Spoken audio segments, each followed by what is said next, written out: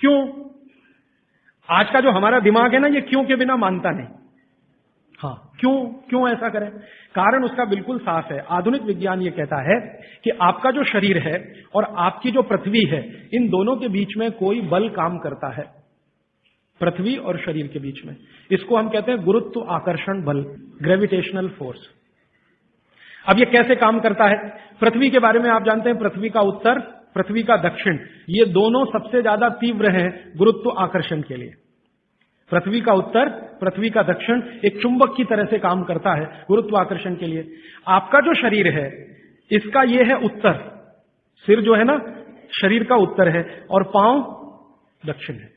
तो सिर का उत्तर और पृथ्वी का उत्तर, आप अगर पृथ्वी में उत्तर की दिशा में सिर करके सो गए, भागवत जी कहते नहीं सोना, मान लो सो गए, तो आपका सिर का उत्तर और पृथ्वी का उत्तर, उत्तर उत्तर दोनों साथ में आए तो फोर्स ऑफ रिपल्शन काम करता है। विज्ञान ये कहता है फोर्स ऑफ रिपल्शन माने प्रतिकर्षण बल लगेगा। तो आप ऐसे ऐसे समझो इसको कि ये उत्तर है और आपने उत्तर में सिर किया, तो उधर से एक प्रतिकर्षण बल आपके शरीर पर काम करेगा। तो ये प्रतिकर्षण बल जब शरीर पर काम करेगा, धक्का देने वाला बल, तो आपके शरीर में संकुचन आएगा, कॉन्ट्रैक्शन।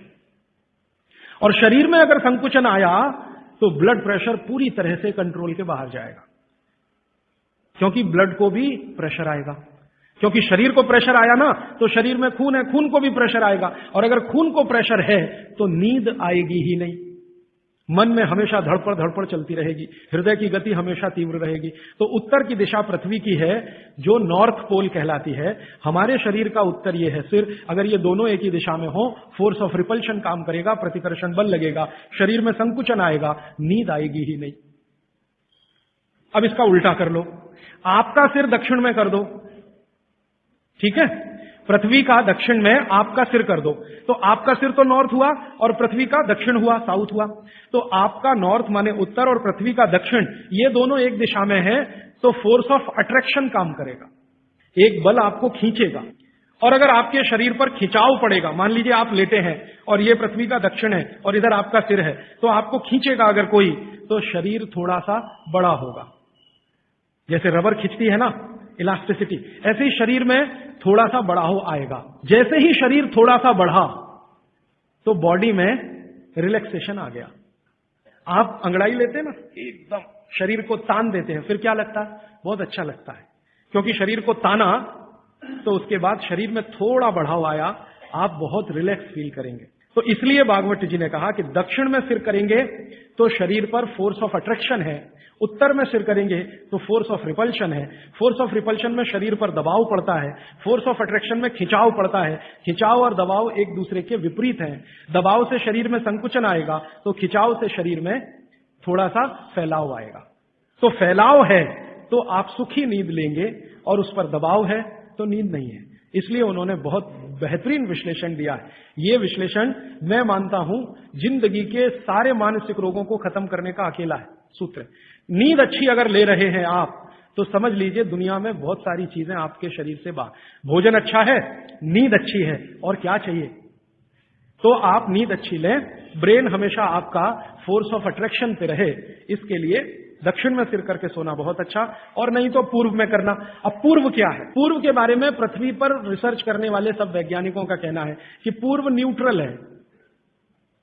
पूर्व जो है ना, न्यूट्रल है, ना तो वहां फोर्स ऑफ अट्रैक्शन है ज्यादा, ना फोर्स ऑफ रिपल्शन है, और अगर है भी तो दोनों एक दूसरे को बैलेंस किए हुए हैं। इसलिए पूर्व में सिर करके सोएंगे तो न्यूट्रल आप भी रहेंगे, तो आसानी से नींद आएगी और अच्छी नींद आएगी। पश्चिम का आप पूछेंगे जी, पश्चिम के लिए अभी रिसर्च होना बाकी है। भागवत जी मौन है, उस पर कोई एक्सप्लेनेशन देकर नहीं गए हैं, और आज का साइंस भी लगा हुआ है। कोई रिसर्च अगर आ गई तो मैं जरूर आप तक प्रेषित करूंगा। पश्चिम के बारे में सोने के हिसाब से, वैसे तो बहुत रिसर्च हो चुकी है पश्चिम पर, वास्तु वालों ने बहुत काम कर लिया है कि पश्चिम में क्या होना चाहिए क्या नहीं होना चाहिए, लेकिन सोने के हिसाब से, स्लीप के हिसाब से जो सूत्र में बात कर रहा हूं, वो रिसर्चेस पश्चिम पर कम हुई हैं, पूर्व पर हो चुकी हैं, दक्षिण पर बहुत हो चुकी हैं, उत्तर पर तो सबसे ज्यादा हो चुकी है। तो ये तीन दिशाओं को ध्यान में रखना है सोते समय। माने पूर्व में सिर करके सोए तो बहुत अच्छा, नहीं तो दक्षिण में। अब इसके आगे का सूत्र और भी मजेदार है, बहुत इंटरेस्टिंग है। भागवत जी कहते हैं कि किनको पूर्व में सिर करके सोना और किनको दक्षिण में, उन्होंने कैटेगरी बना दी। तो वो कहते हैं जो साधु हैं, जो सन्यासी हैं, जो ब्रह्मचर्य का पालन कर रहे हैं, जो गृहस्थ जीवन नहीं जी रहे हैं, जो दुनिया की मोह माया से दूर हैं, इन सबको पूर्व में ही सिर करना हमेशा। और जो दुनिया चला रहे हैं, घर चला रहे हैं, गृहस्थी चला रहे हैं, परिवार चला रहे हैं, पत्नी के साथ रह रहे हैं, बच्चों के साथ, उनको दक्षिण में ही सिर करना। अब यहां बिल्कुल क्लियर हो गया, अब कोई कंफ्यूजन नहीं रहना चाहिए। आप जितने लोग हैं सब अपना परिवार चलाने वाले, घर गृहस्थी चलाने वाले, दुनिया चलाने वाले लोग हैं, तो आप तो आज ही अपने बेड की पोजीशन बदलो। दक्षिण में सबके सिर होने चाहिए बेड के। और मेरे जैसे लोग जो शादी नहीं करते, ब्रह्मचारी हैं वगैरह वगैरह, इनको पूर्व में ही सोना। साधु जी, साध्वी जी जो भी हैं, जिनको अपने जीवन में नैष्ठिक ब्रह्मचर्य का पालन करना है, साधु महात्मा संत, इनको पूर्व में ही सोना है सिर रख के। और आप जैसे लोग जिनको घर गृहस्थी चलानी है, दक्षिण। अब यहां कोई कंफ्यूजन की गुंजाइश नहीं है, आप अपना याद रखो, मैं मेरा याद रखता हूं। अच्छा, आज के लिए इतने ही सूत्र। अब आप सवाल पूछ सकते हैं। साउथ डायरेक्शन में फोर्स ऑफ अट्रैक्शन है कहा आपने? सिर के लिए। हाँ। हाँ। तो शरीर की खिंचाई होती है, तो क्या जिन बच्चों की हाइट कम है उनको कंपलसरी हम साउथ फेसिंग जरूर सुलाइए, ताकि उनकी हाइट बढ़े? जरूर सुलाइए। जिन बच्चों की लंबाई आपको कम लग रही है, आप हमेशा उनका सिर दक्षिण में रख के सुलाइए। थोड़े 3-4 साल के बाद आपको खुद महसूस हो जाएगा, हाइट बढ़ने का, लंबाई बढ़ती हुई दिखाई देगी। राजीव भाई, कल आपने बताया था सुबह उठते ही पानी पीना चाहिए, लेकिन जैन धर्म में ये बताते हैं कम से कम 48 मिनट बाद में कुछ भी लेना वो बिल्कुल ठीक है। जो जैन दर्शन में 48 मिनट का नियम है ना, सूर्योदय होने के 48 मिनट के बाद, वो बिल्कुल नियम सही है, पक्का है। वो नियम क्या है वो हमें समझने की बात है। वो नियम ऐसा है, जो पानी है ना, पानी बहुत सारी जीव राशियों का संग्रह है। अब ये थोड़ी सूक्ष्म की बात है, मैं जाना नहीं चाहता था लेकिन सवाल पूछ लिया इसलिए कह रहा हूं। पानी जो है सूक्ष्म जीव राशियों का संग्रह है। आप चाहें तो पानी में लेंस लगा के देखें, करोड़ों करोड़ों सूक्ष्म जीव आपको दिखाई देंगे इधर उधर भागते घूमते। अगर देख लें तो दिल ही नहीं करे पानी पीने के लिए। ये तो सुबह सुबह क्या होता है कि आपका जो मुंह है, ये जो लार है ना, ये मैंने आपसे कहा कि सुबह के समय सबसे ज्यादा तीव्र होती है, मेडिसिनल प्रॉपर्टी ज्यादा होती है इस लार की। तो अगर आपने उठते से ही पानी पिया तो उसमें पूरी संभावना है कि ज्यादा जीव राशि की हत्या होगी। इसलिए जैन दर्शन ये कहता है अनावश्यक हिंसा से बचो। हिंसा से बच सकें ये आदर्श है, लेकिन अनावश्यक हिंसा से जरूर बचो। अनावश्यक, जरूरी नहीं है तो उसको हिंसा मत करो। तो अनावश्यक हिंसा से बचने के लिए जैन शास्त्रों ने, जैन आचार्यों ने ये कह दिया जी 48 मिनट के बाद पियो। ये 48 मिनट में क्या हो जाता है, 48 मिनट में आपके मुंह की जो लार है ना, इसकी जो क्षारीयता है ये कम हो जाती है, बहुत कम हो जाती है, बहुत तेजी से कम होती है। और इसकी क्षारीयता कम हुई, एल्केलिनिटी जिसको आप कहेंगे अंग्रेजी में, तो जीव राशि के मरने की संभावना उतनी कम हो जाती है। तो फालतू हिंसा से बचने के लिए जैन दर्शन ने यह कहा कि नवकार्षीय एक शब्द इस्तेमाल करते हैं ना, हाँ, तो ये उसके साथ उन्होंने जोड़ा। वो 48 मिनट का कैलकुलेशन बागभट्ट जी का भी है। वो ये कहते हैं कि सुबह उठते ही 48 मिनट तक अगर आप इंतजार करते हैं तो मुंह की जो लार है इसकी क्षारीयता कम होना शुरू होती है। तो उठते ही पानी पीने में अगर आप जैन दर्शन पालन करते हैं तो 48 मिनट ध्यान रखो। और अगर आप जैन दर्शन पालन नहीं कर रहे हैं तो आपके लिए शायद हिंसा का उतना महत्व नहीं है, लेकिन करें तो आपके लिए भी अच्छा है। तो आप बोलेंगे जी 48 मिनट तक क्या करें, बैठे रहे? तो भगवान का नाम ले लो, आप ईश्वर का जाप कर लो, मंत्र का जाप कर लो, कुछ कर लो और फिर पानी पियो, फिर उसके बाद आपकी दिनचर्या शुरू करो। ये बीच का रास्ता मैंने बताया जी। और कोई प्रश्न? हाँ, आपने शहद और घी के विरुद्ध बताए। शहद और घी, हाँ। तो जैसे जन्म होता है तो बच्चे को शहद और घी चटाया जाता है, एक ऐसा संस्कार है, तो वो कैसे? जी, ये जो संस्कार है ना, बच्चे को जन्म लेते ही शहद घी चटाने का, इस संस्कार को करते समय जो लोग हैं ना, कुछ चीजों का ध्यान नहीं रखें तो तकलीफ है। आयुर्वेद के हिसाब से अगर आप ध्यान नहीं रखते तो बहुत तकलीफ है। आयुर्वेद ये कहता है कि शहद और घी बराबर मात्रा एक साथ कभी भी लेंगे तो जहर ही है। लेकिन कुछ भारत में ऐसे समूह हैं जो अपने बच्चों को ये करते हैं, शहद और घी चटाते हैं, लेकिन सभी लोग भारत में ऐसा नहीं करते हैं।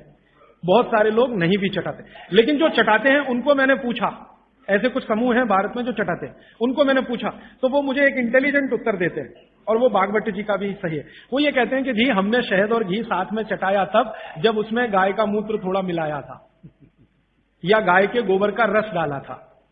अब ये जो गाय का गोबर और गोमूत्र की जैसी बात आती है तो तुरंत मेरे ख्याल में आता, पंचगव्य बनाते हैं ना, पंचामृत या पंचगव्य, तो उसमें शहद और घी भी होता है लेकिन गोमूत्र के साथ या गोबर के रस के साथ।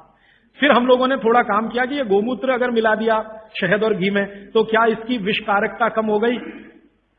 तो बाद में एक कल या नहीं तो परसों मैं इस पे विस्तार से आने वाला हूं कि गाय के मूत्र को मिलाते ही शहद और घी एक दूसरे के साथ मिलने को तैयार है, माने उनकी दुश्मनी कम है। माने गाय के मूत्र में एक केमिकल है जिसका नाम है सल्फर। ये सल्फर दुनिया का अकेला केमिकल है जो दो विष के बीच में डालो तो दोनों को न्यूट्रल करता है लेकिन खुद का प्रभाव बढ़ाता है, तो सल्फर बढ़ता है। तो कुछ लोगों को मैंने पूछा जो ये कर रहे हैं तो वो कहते हैं हम बच्चे को शहद और घी चटाते हैं लेकिन थोड़ा गोमूत्र देकर, माने थोड़ा गोमूत्र 1 बूंद या आधा बूंद मिलाकर, तो शायद उनके लिए वो अनुकूल पड़ता हो। लेकिन आप ये ना करें, ये मेरी विनती है। आप इसको बच्चे को अगर चटाना है तो खाली घी चटा दें, अगर चटाना है तो खाली शहद चटा दें, शहद और घी मिलाकर ना चटाएं।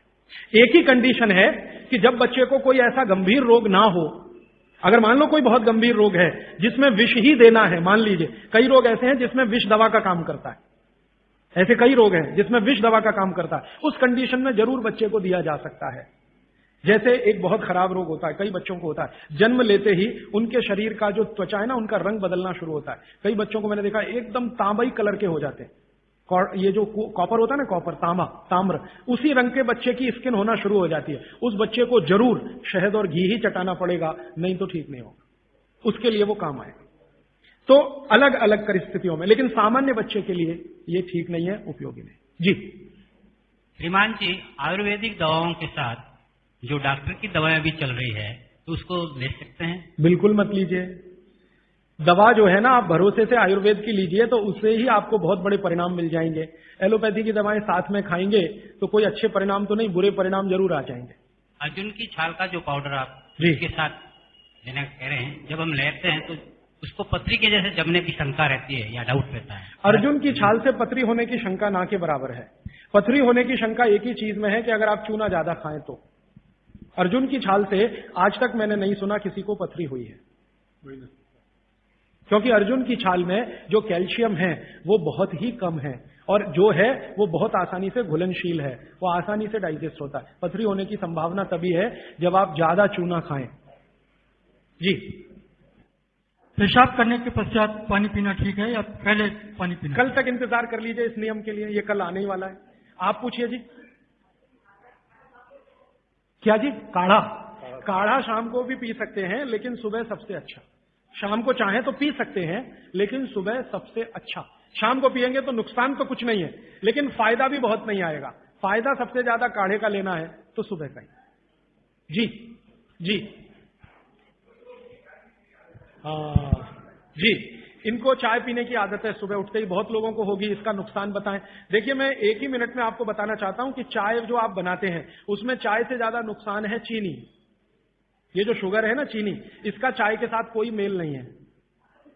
अगर आप चाय पी रहे हैं, मैं से तो मत पिए क्योंकि आपकी तासीर के अनुकूल नहीं है। चाय के जो केमिकल है ना, भारत के लिए उपयोगी नहीं है, भारत में रहने वाले लोगों के लिए। यूरोप और अमेरिका के लिए बहुत अच्छी है यही चाय, हमारे लिए वो जहर है। कॉफी तो और भी ज्यादा, गर्म देशों में चाय कॉफी अच्छी नहीं है। फिर भी अगर आप पी रहे हैं, आप मानते हैं कि खराब है लेकिन क्या करें, आदत से मजबूर है, तो मैं एक तरीका बता देता हूं। वो तरीका यह है कि चीनी की जगह गुड़ की चाय पी लीजिए। क्यों पी लीजिए वो समझिए। गुड़ जो है ना क्षारीय है और चीनी है ना अम्लीय है। चीनी जब डिसइंटीग्रेट होती है तो उसके जो अंतिम परिणाम है वो एक एसिड के रूप में ही है, और गुड़ जब डिसइंटीग्रेट होता है तो उसका अंतिम परिणाम है वो क्षार के रूप में है। आपके पेट में अम्ल वैसे ही बहुत है और सुबह सुबह तो ज्यादा ही होता है, और उस समय अम्ल वाली चाय और पिए जो चीनी मिलाई हुई है तो ये एसिडिटी ही बढ़ाएगी आपकी। तो बेहतर है कि आप चाय पिए तो गुड़ वाली पिए। अब गुड़ वाली चाय जब पिएंगे तो दूध नहीं डाल सकते उसमें, क्योंकि दूध फट जाएगा गुड़ से, क्योंकि दूध और गुड़ की दोस्ती नहीं है। तो फिर बिना दूध की चाय पिए। तो आप काली चाय पिए, गुड़ डाल के पिए।